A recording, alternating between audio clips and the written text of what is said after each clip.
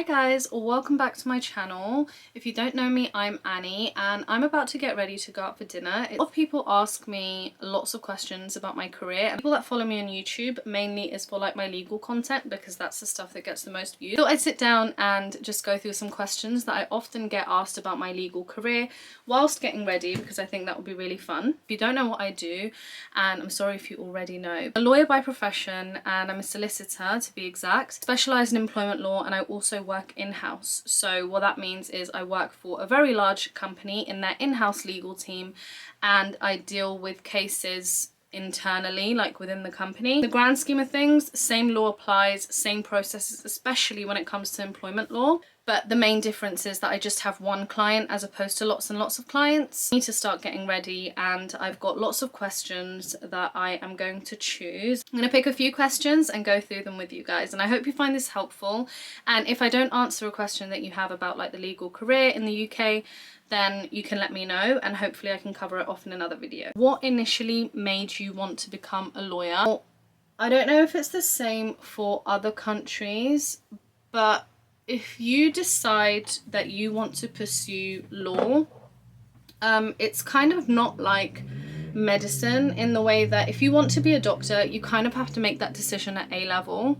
I had made my decision to qualify as a lawyer when I was doing my A levels, which was like when I was 18, which is crazy to think, but I had told myself that this is what I want to do, like that's my career choice, and I worked towards it. But you can do any degree at uni and convert your degree into a law degree at a later date. Say you wanted to study something like philosophy or biomedical sciences, or you wanted to study history, or you wanted to do, you know, something to do with like marine biology, you could convert your degree into a law degree, and that is called the GDL, which is the Graduate Diploma in Law. And I did a law degree. So I decided at A levels I want to be a lawyer. I did law at A level, which apparently some unis don't like, but I didn't care and I did it anyways. After you do your law degree, you have to do the legal practice course, or I did the legal practice course. Now it's changed. You have to do your legal training.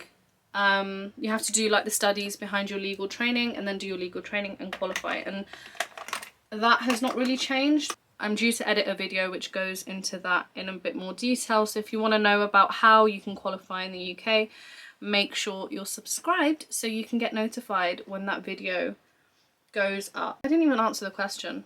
What initially made you want to become a lawyer? Not gonna lie, my whole like high school life I thought I want to be a doctor, and it's like, you know, I'm a compassionate person, I like helping people, I really want to help people, I really want to be a doctor. I did triple science at GCSE. I was like, yes, I'm gonna do it. My grades in science didn't agree with me. I don't think I could have done A-level maths and had a good life. Like, I just don't think I could. And I think in hindsight, whilst I have so much respect for the medical field, and I think medics, you know, sacrifice so much, including their like mental health, to become medics, I don't think it's for me. I think I'm much more practical in the way that I speak, and I think I have always been well spoken, and I think I would have wanted to do something that, a job role that would really benefit from that and really use that as an advantage. The doctor thing didn't work out, so I was like, okay, next best thing in my head is to become a lawyer, and I did it. Kept at my goal. I can't believe I made that decision so long ago in my life and I stuck to it. To do my eyebrows because this is out of control. I don't go to get my eyebrows done because I just think they're gonna ruin them. Despite people telling me like you should give up, I even had someone at a workplace actually that I worked at tell me that you are not good enough to be a lawyer. And this was just after I had done the LPC. I didn't believe them and I didn't take their word for it, so we didn't listen to them, did we? Who's laughing now? Next question. When did you know employment law was the right specialty for you?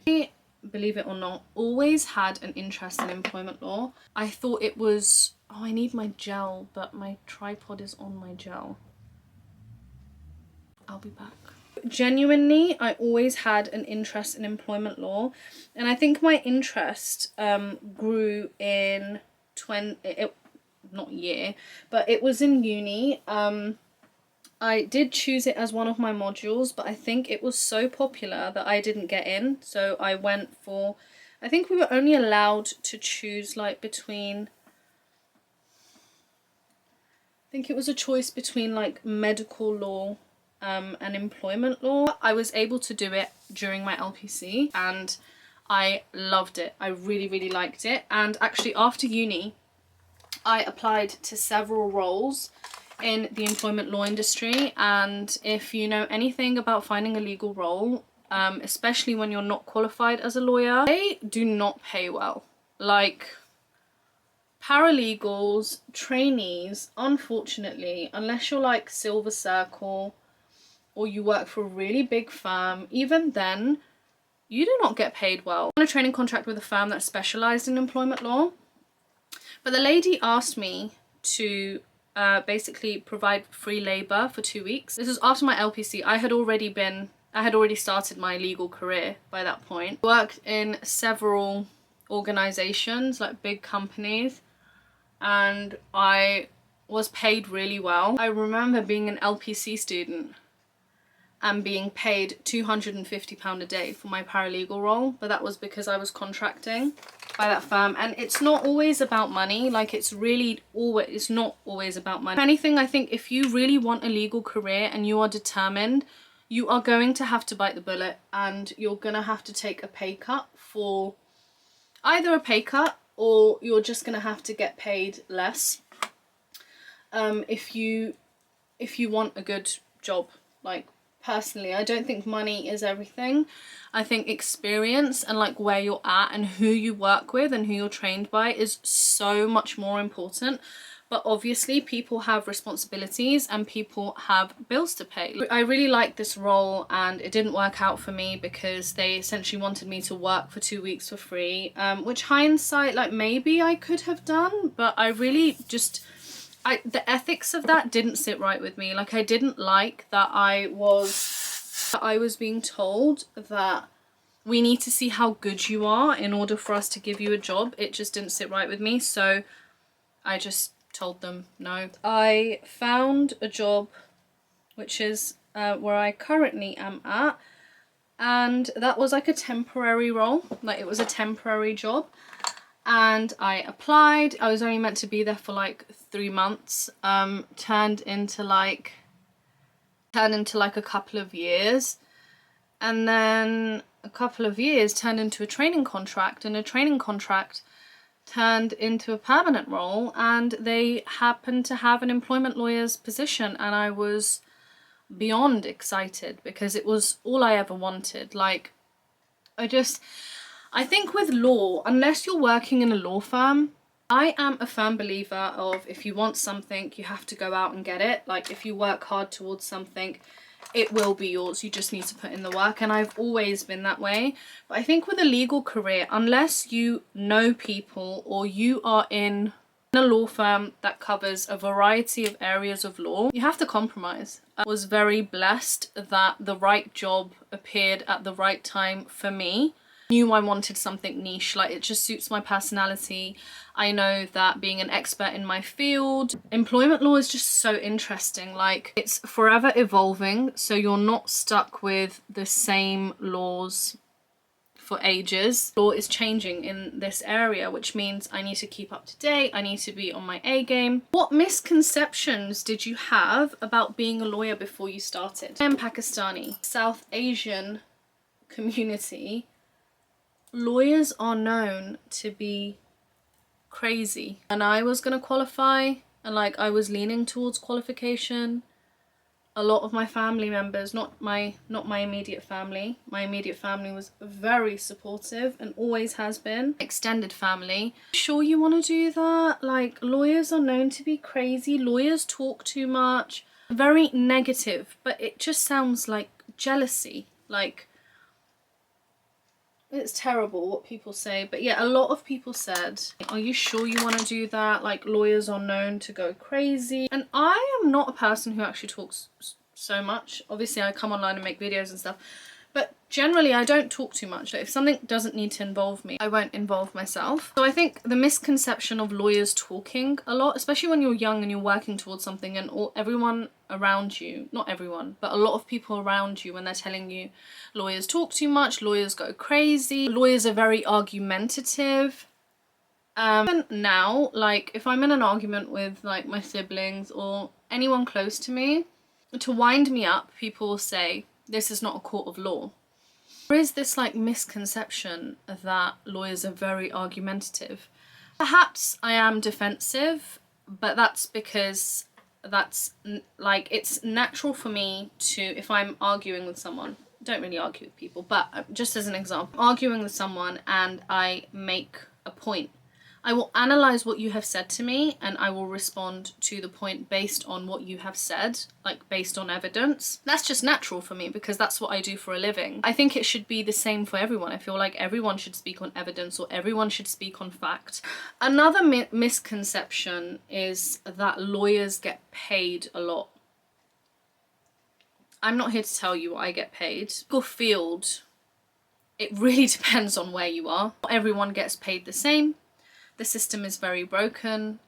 For example, crime, like that's a really crucial area of law for society in general. They go through so much. There's a lot of work, unfortunately, in crime, a lot of emotion in crime, and just the work-life balance in criminal law, I have heard, is not great. Whether you're a barrister, whether you're a solicitor, whether you are a paralegal working in the field, the work-life balance generally is not okay. You can be called up at like in the middle of the night if you're on call and have to report to the police station to represent someone. And that's all good if you were getting paid well to do that.